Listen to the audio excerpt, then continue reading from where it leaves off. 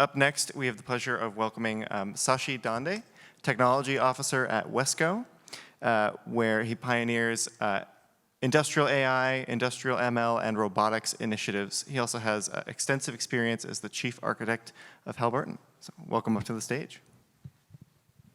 Thank you.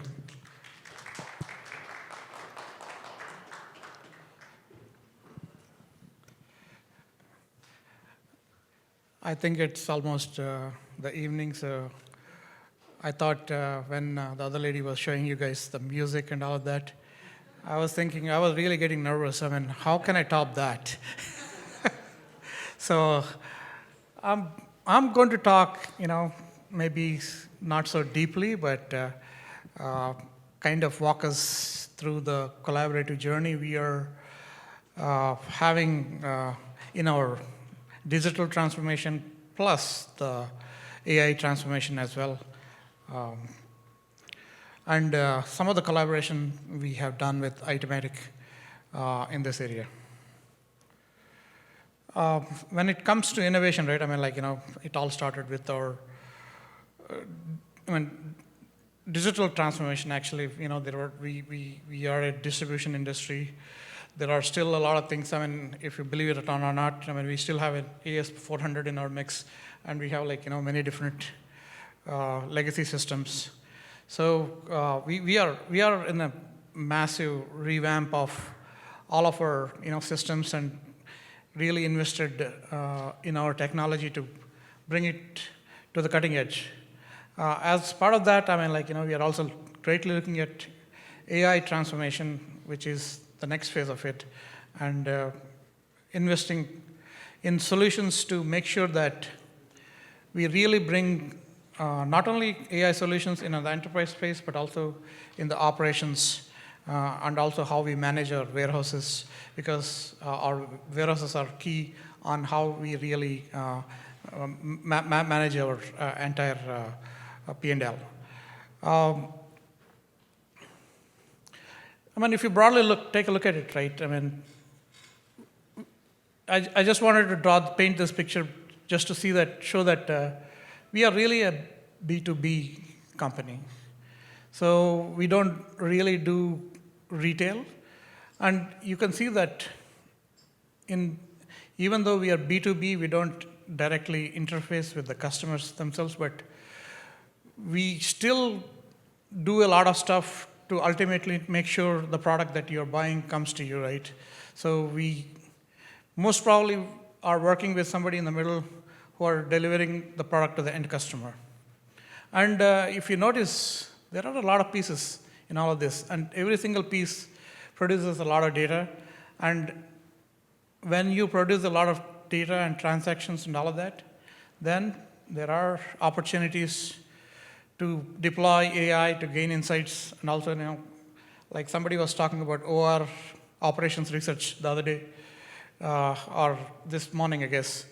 There are a lot of opportunities to improve efficiencies and do a lot of optimization and also do a lot of forecasting on demand prediction and how to optimally manage our inventory, various other things.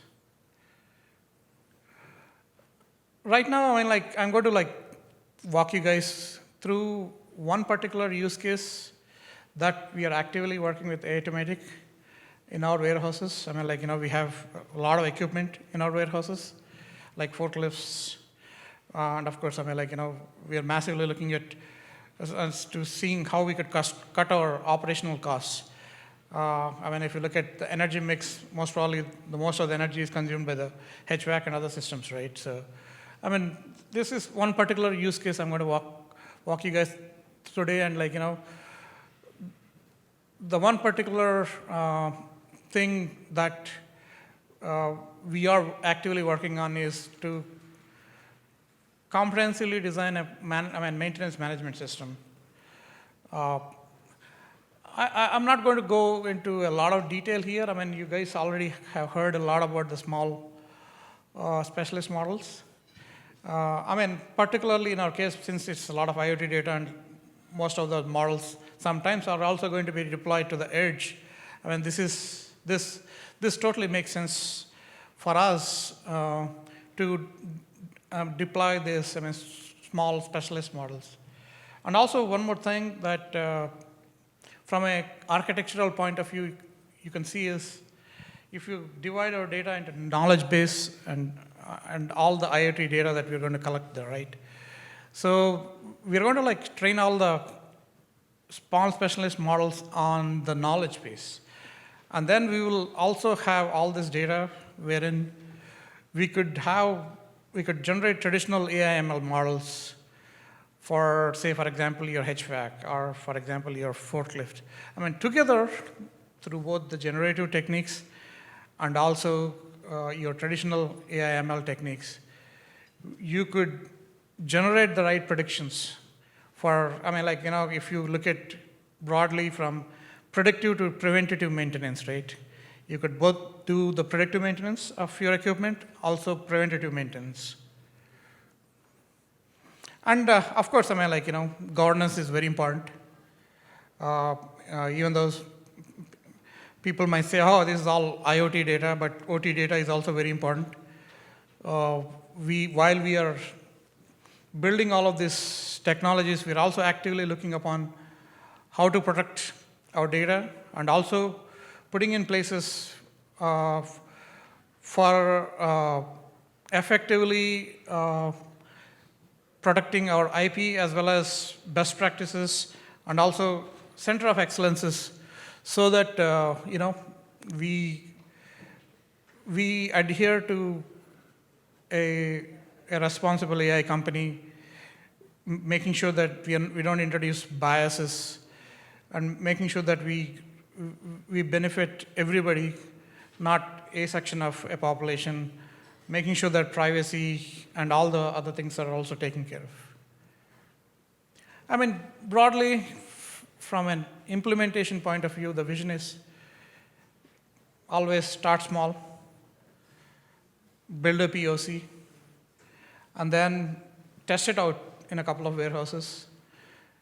If you gain enough traction and then have enough number of feedback loops, if you have decent success, roll out the solution for a larger number of warehouses, and then ultimately, roll it out for the entire warehouses. From a value prop point of view, what exactly this is bringing is we are kind of introducing this whole concept of a connected worker.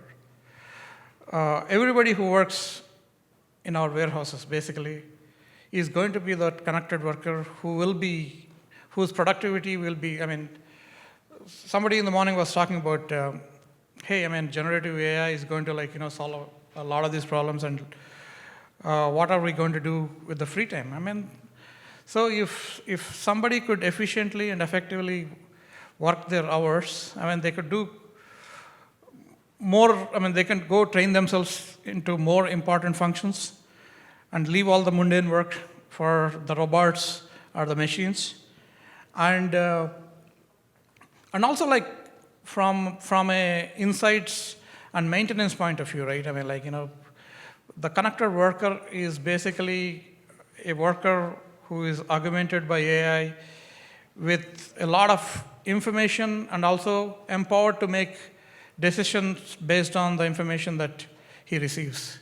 The information could be in the form of alerts saying that, okay, hey, this particular machine is exhibiting these characteristics.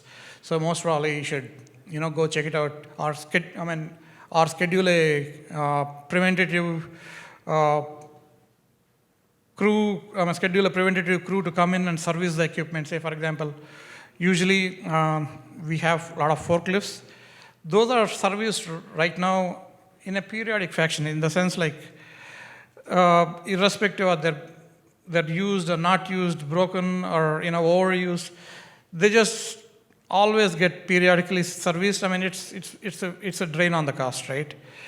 Using AI, probably you could effectively manage and maintain this equipment depending upon what needs to service. Say, for example, if a forklift is not being used that much, there is no need for if it's just sitting in the corner, I mean, there is no need to change a lot of things to do some preventative maintenance. And the important thing is how we could really transform the operations itself from a real-time point of view. The concept I have introduced earlier, the connected worker, really will receive data in real time and decisions in real time so that they could improve and increase their productivity, and also transform the entire operations. I mean, like, I just spoke about a small use case, right? I mean, there are many number of use cases. If say, for example, space optimization and probably our route optimization, the worker could get exactly the route he should pick a pallet from, and also use certain area in the warehouse to go store it, so that when it is going to be scheduled for shipment, it is optimally consuming the energy of the forklift, and also, like, it's also properly queued up for shipping out effectively the optimal number of shipments that we could ship per day. So yeah, I mean, these are some of the examples that in real time the workers could gain, and their productivity, irrespective of, I mean, what we have observed when we went to one of our warehouses was, there were like people with all kinds of experience. There were like people who had like 20, 30 years of experience working in that warehouse, who are very efficient, and like, we knew exactly what to do. But there were also some newer folks who were just getting trained and operating some of this machinery. I mean, they were not so efficient. But with this technology, everybody, it democratizes all of that, and everybody's productivity can be optimized. And beyond, I think I kind of already started talking about beyond our maintenance management system, right? I mean, like, so there are a lot of options. Since from my big picture slide, I mean, as you can see that there are many areas in B2B operations where you could collect a lot of data.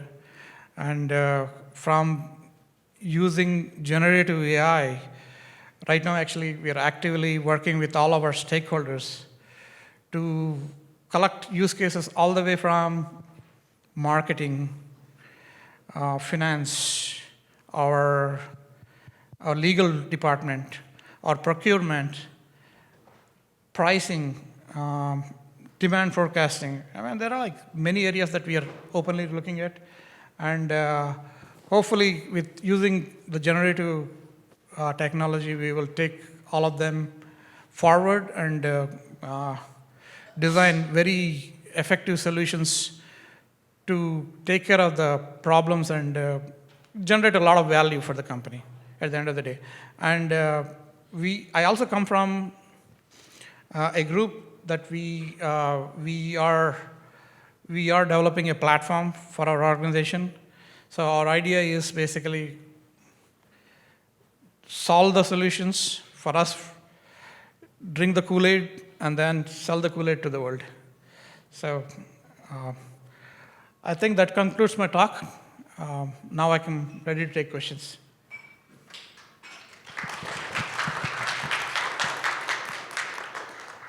Thank you so much for that insightful talk. Any questions from the audience? Thanks. You said you're actively going out to different business units and getting the use cases that are out there. Who's the team that's actually doing that? Is that your technology team? Yes, this is me. Got it. That answers a big question I had. Thanks. I mean, of course, I mean, like, Marwan, our leader is also here. Marwan and I and our team, basically. And how has the reception been when you're doing that? Couple of years ago, we had a lot of issues in the last mile adoption, because there were a lot of concerns for people were worried that AI is going to take over their jobs. There was a lot of insecurity around that. There was a lot of insecurity around, hey, I mean, like, I create this model. I understand this model. When AI comes in, the model becomes a black box model.